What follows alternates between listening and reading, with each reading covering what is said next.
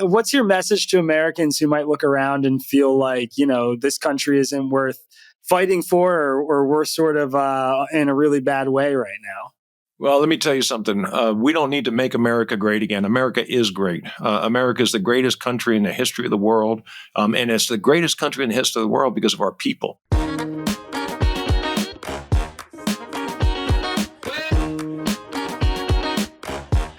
When Representative Ken Buck from Colorado was in Congress, he was known for speaking his mind. Well, he's been retired for a few weeks now, so he's pretty much unchained and has no reason to hold back. Today, I got to sit down with him for about 40 minutes. I spoke to him from his home in Colorado, where we sent one of our producers out there to set up his studio and chat with the Tangle team. We talked about where Congress is right now, why he retired, why he decided not to run for re-election, his comments about Marjorie Taylor Greene this week when he called her Moscow Marjorie, what he thinks is going to happen with Ukraine funding, why he thinks Congress is broken, why we're sending the wrong people to Congress, his number one concern about some of the stuff that President Biden has been doing while he's in office, and a lot more. It was a long conversation, and I thought a very fascinating one. I very much appreciate former Congressman Buck giving us so much of his time. And I think you guys are going to find this interview pretty interesting too. So without further ado, here it is. Ken Buck, welcome to the show. How are you doing, sir? I'm doing great. It's good to be with you. Thank you for coming on. I am so interested to speak with you today. I've got a million questions, but I think it makes sense to kind of start at this current political moment for you. You've recently resigned from Congress. I'd love to hear a little bit about your decision-making process. Why am I sitting here talking to you as former Congressman Ken Buck right now? Well, you're sitting here because I decided not to run for re-election. I announced that back in November. And the reason is real simple. We have some huge problems that we need to deal with. Spending, immigration, you name it. And Republicans, the other side does it too, but Republicans are lying to the American public. The election wasn't stolen. We don't have political prisoners from January 6th. We have criminals who were assaulting police officers and destroying federal property. Those kinds of lies, I think, undermine our credibility and our ability to deal with some of the most serious problems. So I announced that I wasn't running for re-election. And as I got back into America and started talking to people, not in campaign mode, but really listening to what they were saying, people believe we have the worst two presidential candidates in modern history, not major party nominees in modern history. And so I looked at the situation, and I want to get involved in how we select our candidates and how we choose the people who we put on the ballot. And that doesn't happen for another 3 years after this election cycle. So I left early so that I could get involved in that issue and try to make sure that we are doing the right thing and in the right way. I've been following politics for a long time. I'm a political journalist. I cover national politics for a living. I'm familiar with you and your record and your career. I mean, you're a staunch conservative, someone who I think, has conservative bona fides up and down your resume. It's sort of shocking to me, from my perspective, from where I'm sitting, that someone like you is having trouble functioning, with a Republican House majority. Why is it that somebody with your credentials can't really coexist with where this current House conservative Republican majority is going right now? Well, there's a difference between conservative and MAGA. There's a big difference. Conservatives believe in funding Ukraine and having Ukraine defend themselves against Russian communism. Conservatives believe that we should make sure we protect the unborn.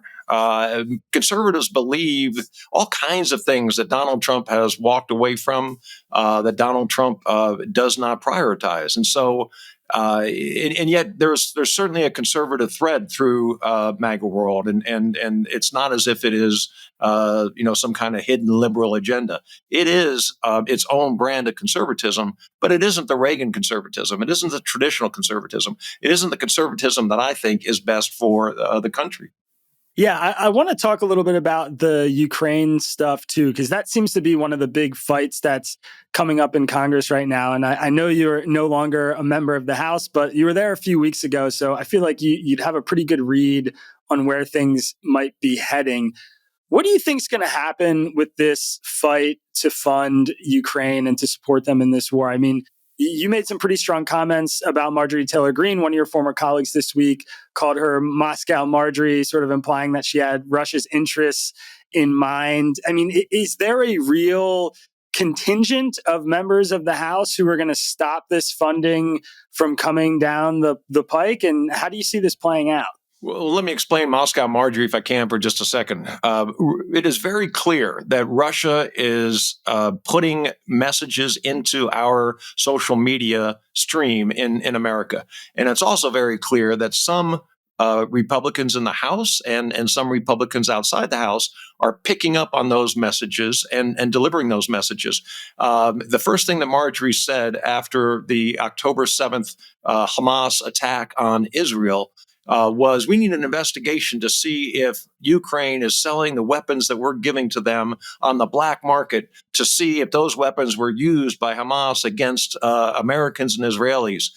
No evidence of that, but it's something that Russia put out there to undermine Ukraine and our willingness to help Ukraine fight against communism. So constantly hear the messages that Russia's putting out from these folks. I don't think that Marjorie has Russia's interest at heart. I think she's promoting her social media account, and she's doing it with messages that Russia's putting into the stream, the stream of consciousness and thought leaders. And so I think that it's a danger, and I think that what's going to happen on the floor is that Mike Johnson is going to do the right thing. He is on the right side of history. We need a vote.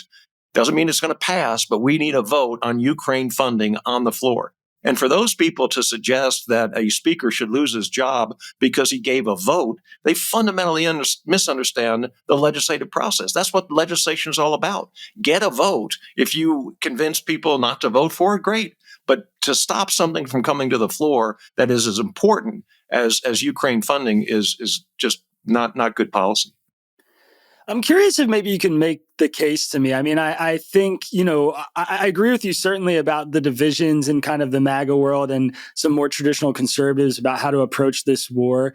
But I think the sentiment that many of those representatives like Marjorie Taylor Greene are representing is one that is kind of catching hold across the country right now. I mean, polling shows that support for our funding of Ukraine in this war is dropping pretty precipitously over the last year. So, someone who's been in the room, who understands this issue well and understands, the motivations of supporting a country like this, what's your case? I mean, why should we be, continuing to fund Ukraine when we have all these problems at home, as many people ask? Well, we can chew gum and walk at the same time. The problems that we have at home, I hear things about, well, you care more about Ukraine's border than our border. We need to make sure that we are funding enforcement at our border. We need to implement a lot of the Trump policies that were in existence to reduce the border crossings that are occurring right now. Remain in Mexico, the agreements with Guatemala, Honduras, El Salvador, many of those policies would have reduced this flow of illegal immigrants significantly. We need to go back to that. That doesn't mean that we shouldn't fight communism. That doesn't mean that Russia's annexation or invasion of Ukraine isn't the first step to threatening more of Europe. Europe's watching. They're a huge trading partner for us. They are a huge ally in stability and world peace. We can't turn our back on Ukraine, but we can solve problems here at home at the same time. You mentioned Mike Johnson and your belief that he's going to do the right thing and bring some kind of funding bill up for a vote. I'm curious if maybe you could tell us a little bit about your relationship with him and what your read on him as a leader is right now. Yeah, I have a huge amount of respect for Mike. I should say Speaker Johnson. I'm not in Congress anymore, but I served on the Judiciary Committee with Mike for 4 years. 4 years, 6 years. I'm not sure how many years he was there, but he is a thought leader in Congress. He is someone who is conservative to the core, and he also cares about the institution. And I think that's so important with speakers that they understand that it's not just their party's interest that they need to promote. It's really America's interest in how the Congress is perceived and how the Congress acts. And so I think Mike is a great person to step up at this point in time. Has he made some mistakes? Has he been cautious because of the small majority? All those things may be true, but when you look at the person himself, I think he's the right man for this time. I'm curious to hear maybe you reflect a little bit about on the transition to Speaker Johnson. Obviously, you were involved in the removal of former Speaker Kevin McCarthy. Now we're in a position where once again there are these threats on the motion to vacate. Do you have any regrets about your decision in that previous vote? Do you feel like maybe there's a standard that's been set now that is going to be problematic going into the future? I don't have any regrets about it, and I'll tell you why. I think that what Kevin did was not what he said he was going to do, and I don't want to get into a public argument with Kevin McCarthy. He is a good person, and he did his very best in terms of dealing with a large herd of cats. But the reality is, he said his number one priority was spending. If you care about spending, you change the institution, because the institution is set up right now to spend. Period. End of story. We're gonna get more votes by addition. We're gonna keep adding programs and spending until we go off the cliff, frankly. And if that was his number one priority, and he wasn't just saying that, we should have had a subcommittee on every committee in Congress that dealt with oversight of the agencies that they're responsible for, that they have jurisdiction for. Make sure that we are reducing spending for all agencies, and then the real spending issue are entitlements. We've got to get to Social Security, Medicare, Medicaid, and other entitlements. And the only way to do that is convince the American people that we have done everything we can to cut spending in all agencies. And then we will deal with the entitlements and try to get closer to a balanced budget. You are one of many members of Congress who has decided not to run for re-election this year. And as somebody who's following this quite closely, I'm starting to see a bit of a trend in the comments that these departing members of Congress like yourself are making, which is largely about just this polarization and the dysfunction that you're seeing in the House and how hard it's been just to get anything done. Can you talk a little bit about how you've seen Congress change over the last 5, 10, 15 years? I mean, what is it for you that was kind of a breaking point where you just said you didn't feel like this was going to be a productive place for you to be anymore? So I think it is dysfunction, and it's a good word to describe what's going on. It hasn't just occurred in the last year and a half or the last 5 years. It's something that's really built over time. If you look at the number of expulsions that we've had from Congress, or motions to expel, if you look at the number of impeachment motions, if you look at the number of just how the Constitution and how the rules in the House are being used in a way of lobbing bombs back and forth between the parties, it's wrong. The January 6th committee that subpoenaed the records of members of Congress, that's something nobody would have thought of several years ago. I first came to Washington, D.C. to work for Dick Cheney on the Iran-Contra investigation.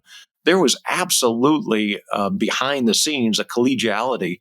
Even if in front of the camera there was certainly emotion that was shown, people respected each other in a way that doesn't exist anymore. And that's where I think we've really lost the ability to work together on difficult issues. We still get the easy issues done, but the difficult issues, spending and immigration and some of the really tough issues that Congress is facing, those are the ones that it's hard to get people to work together. Yeah, when I was doing some research for this interview and just reading up on some of the public comments you had made recently about your experience, one of the ones that stuck out to me was that you had said you felt like you got more work done when Democrats controlled the House, which is not, typically the group in the minority, I think, feels kind of stymied by the majority group. I'm wondering if you could maybe talk a little bit about that. And then also, I don't know if you can explain in your mind how we get back to some of that collegiality that made that possible, that made it possible for you to get more work done as a minority party. Sure. I worked with David Cicilline, who is now left Congress and is back in Rhode Island, and we worked together on antitrust issues concerning big tech.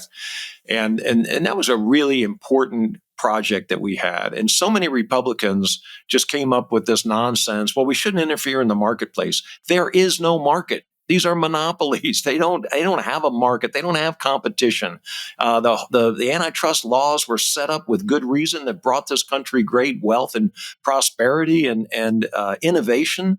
And that's so important that we look at those laws and update those laws with the new economy that we have right now. So I was happy to work with David and other Democrats and bring a lot of Republicans along to vote on that. The leadership, frankly, in both parties were opposed to those bills, and a lot of that good work didn't see any. We didn't see the fruits of our labor. But the other issue that I thought was just amazing to me was I was a prosecutor for 25 years. I went into court to represent victims, to give voice to victims, women who have been sexually assaulted and sexually harassed in the workplace. We had a bill that prohibited certain clauses in their contracts, non-disclosure clauses and arbitration clauses from being enforced. And it was very simple to me. I'm on the side of the victim. I'm not on the side of the rapist. And so many of my Republican colleagues stood up and fought for these big corporations to continue this terrible practice. And a majority of Democrats voted for it. And we got close to a majority of Republicans. But I couldn't figure out why the special interest in D.C. on an issue. There's no corporation that's declaring bankruptcy tomorrow because of a change in this law. It doesn't hurt the American economy. Let's do the right thing for women in the workplace. And I was just really disappointed. So there were a number of things that I was able to work with Democrats on that if we were in the majority or when we have been in the majority, wouldn't have gotten done. It's interesting. I guess one of the things I'm trying to parse as somebody on the outside looking in is whether it's, the media environment and the polarization from the kind of national politics, the White House, or whether it's just the sorts of people who are coming into Congress now. I mean, one thing that I've noticed, and you sort of alluded to a little bit before, is I feel like there's a lot of representatives in the House, and we don't have to name names, but just people who are spending more time, on Twitter or Facebook than they are actually drafting laws or legislating or doing the work that traditionally Congress has been about. Do you feel like it's a problem with the people who are coming in, who are running in these elections and winning House seats, or do you feel like it's the environment that they're coming into that's sort of making it harder for them to work across the aisle or actually do the work?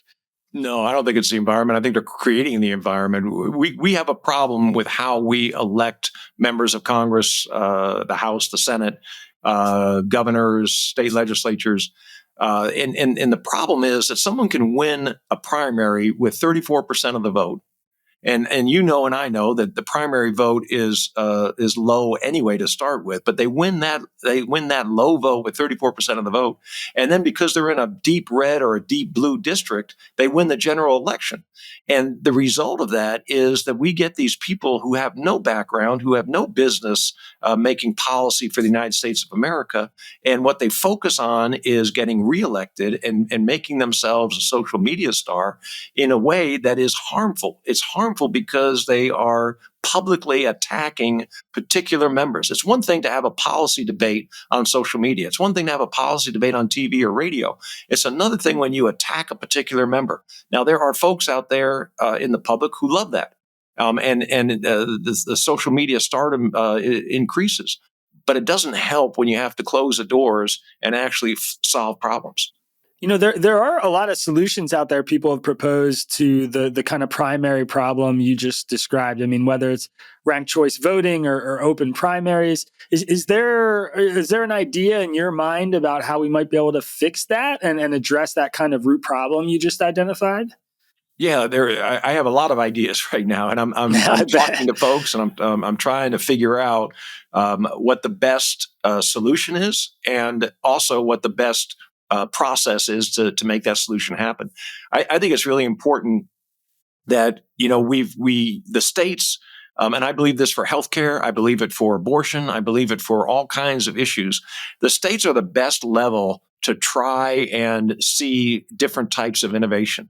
And so if it's ranked choice voting, how did it work in Alaska? How did it work in California? How did it work in the state of Washington? And should it be changed a little bit when a group goes to Pennsylvania or goes to Florida or goes to some other state? So all of those things, I think, need to be studied really carefully, and then I think rolled out in a way that people are adverse to change. And in this case, we need to change. We need to change the way we elect folks. And so I think we have got to come up with the best policy. I'm still studying that issue. I've been out all of 3 or 4 weeks at this point. So some of the process I'm going through is detoxing, and some of the process is trying to get up to speed on where this next path is. I'm curious to get your thoughts a little bit about the current situation in the White House right now. As somebody who was in the House for a while, who got to work with a lot of politicians from across the aisle, like you just talked about, I'm sure you've gotten a good understanding of where the Democratic Party is and what direction they're heading. What's your assessment of President Biden and how he's been doing leading the country? What kinds of things come to mind when you think about, the elements of his record that are really important to you? Well, I think there's the person, and I think there's the policy. Let's go to policy for a little bit.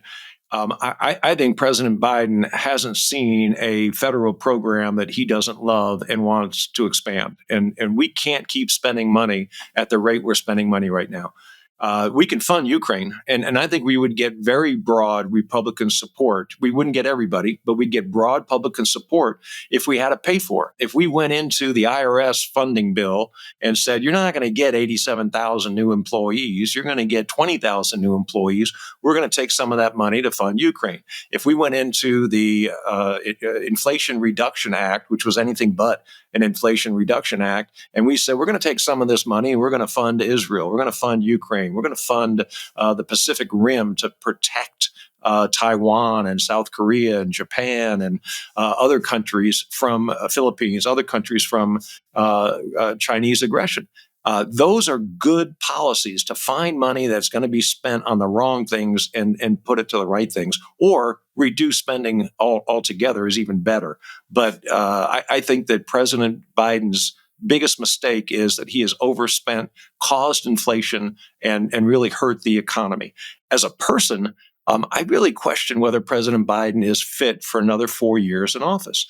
And I think that the Democrat Party is so afraid that President Trump's going to get reelected that they have not thought outside the box. They have not been innovators in how do we really address this. And I think it's a huge mistake for them to make Joe Biden the nominee in this election cycle. Are there House Democrats who you've spoken to who share that assessment? I mean, do you feel like that's a concern that's held in the party? And obviously it's not something any of them are going to say publicly. Well, I'm not sure which assessment. The policy assessment on spending too much about money. About President Biden's fitness. Yeah, well, Dean Phillips is in the House, and he's certainly one that shares that assessment. I don't want to put words in his mouth, but no, we had him on this show. He told us outright. Yeah, okay, great. I think that's a fair assessment. I think behind the scenes there are a number of Democrats who would quietly say the same thing, not just in the House, but in the Senate, and not just in the Senate, but governors and others. It is a serious concern, and his vice presidential candidate is even more serious concern. If something, God forbid, happened to Joe Biden in his second term in office, having this vice president step up and be president is even scarier. People wanted to impeach Joe Biden, and I'm telling them, what are you going to get? That's a ridiculous concept because this vice president is not ready. All I hear are word salads out of her mouth. She is not ready to lead this country.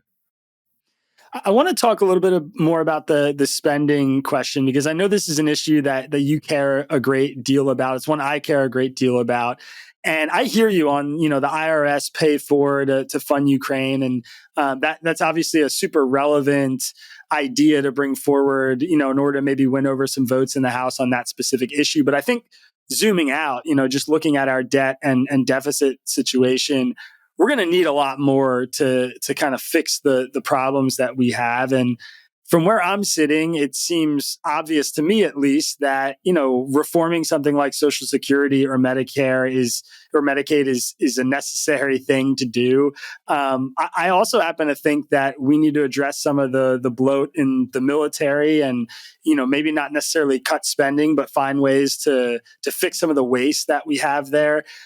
Do you think those are proposals that there are politicians in Congress, who are brave enough to bring forward and actually try and sell voters on? Because right now, we have this election coming up, but Donald Trump and Joe Biden, neither of them seem interested in talking about reforming Social Security because they know it's a politically toxic thing to suggest.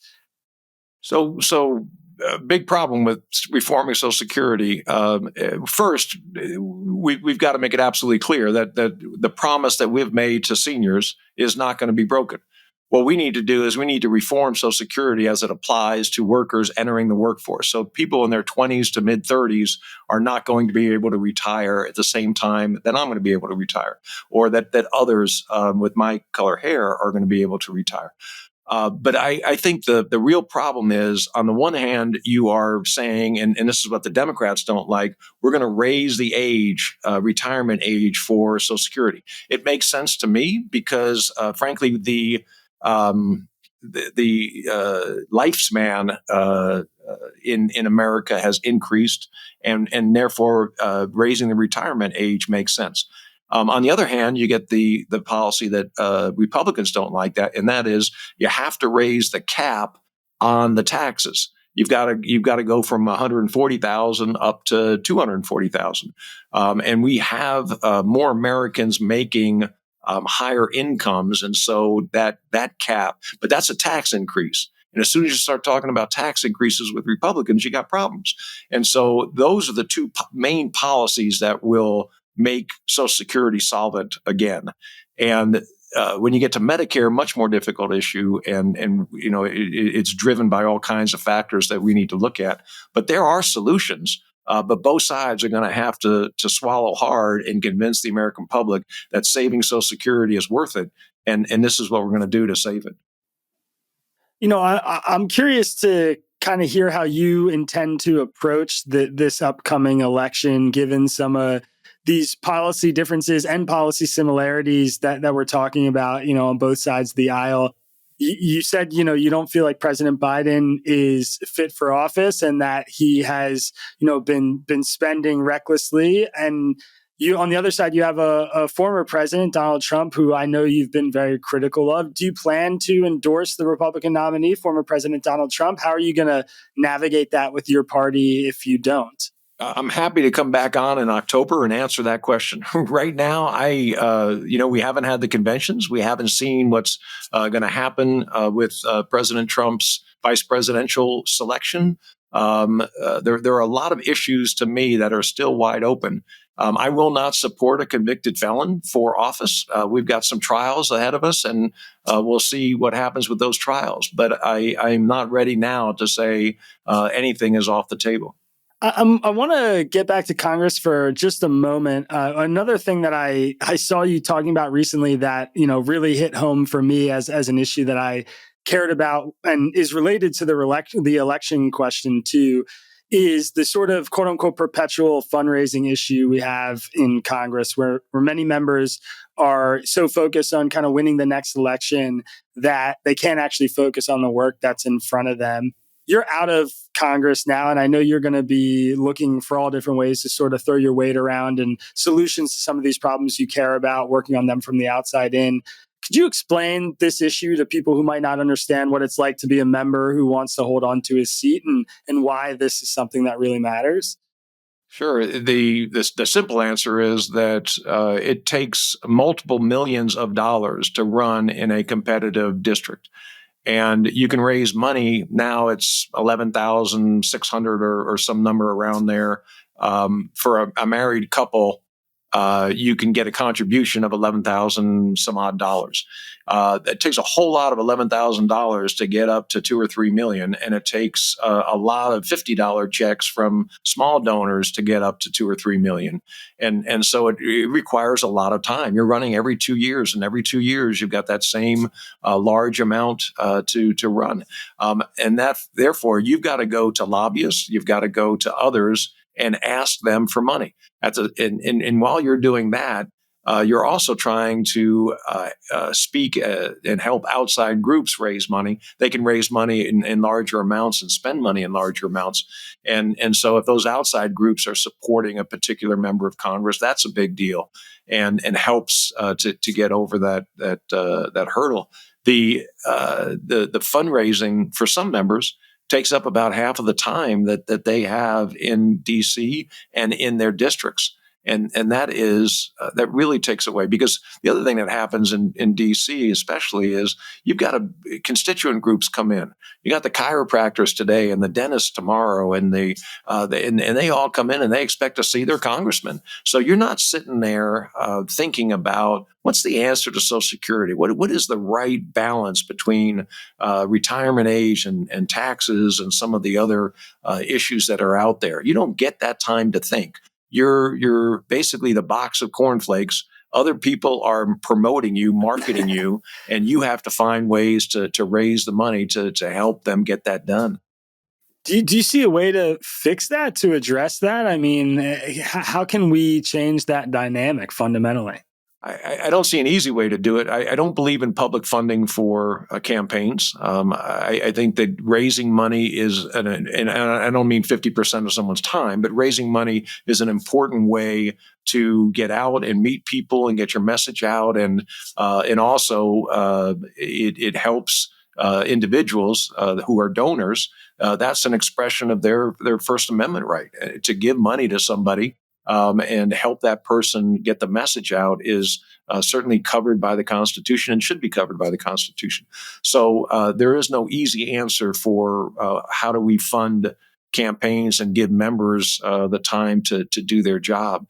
I think one of the important things is to have turnover, to have term limits. And I'm not saying a short-term limit, but if you had 10 or 12 or 14 years for people in the House, they have an advantage with name ID. They have an advantage in some other ways as an incumbent, and it gives them some experience in the policy-making area and an ability to learn issues.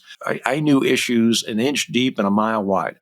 And then it came to antitrust, and I got to dig down a little bit. And it came to safety in the workplace. I got to dig down a little bit. But for the most part, we know just enough to make sure we're voting the right way. And we rely on people to do the committee work who we trust. And then we have to somehow come to that conclusion with the people who have had the chance to dig down. So I think the finance question is really tied to the term limit question in the House. Yeah, that's a fascinating way to frame it, the inch deep, mile wide. And I think it speaks to the challenge of being a member of Congress, that you kind of have to be a generalist in a lot of ways and then an expert on these individual bills that come up, which is no easy task. Listen, but before we get out of here, I want to transition just a couple lighthearted questions, I guess, or maybe some optimism before we send you off. First of all, I'm curious. I mean, I don't very often get to talk to somebody who was in Congress and has retired so recently. How have you been spending your time the last few weeks? What does a former member of Congress do when he finally gets a few weeks off? Well, I'm spending my time right now detoxing. And so I am exercising and I'm eating better. And I am not getting on a plane every week and have a 2-hour time change and screw up my sleep schedule and all those kinds of things. I'm spending my time by watching 7-year-old baseball games, have some great grandkids who will be Major League Baseball players, and I'm getting to see them develop through their years. All kinds of good things. I love cooking and I love eating, and so for me, knowing what goes into my food is really important, and I just really enjoy that. And it's nice to be able to call people, and I'm not asking for money. People are actually taking my calls now because I'm not there begging that I need another dollar to get another mailer out, and so it is a much more relaxed. I was just texting with a a friend, and I was telling him that, life on the outside is good. It's almost not quite like a prison sentence, but it's kind of like a prison sentence. When you kill your number, it is a relief.